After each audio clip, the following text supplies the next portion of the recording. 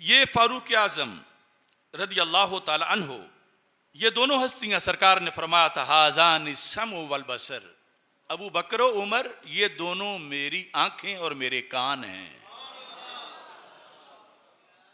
और यहां तक फरमाया जब इन दोनों हस्तियों ने कहा महबूब अगर आप खूबसूरत तरीन लिबास पहने तो आपके गुलामों को बड़ा अच्छा लगेगा, आपके गुलाम बड़े खुश होंगे।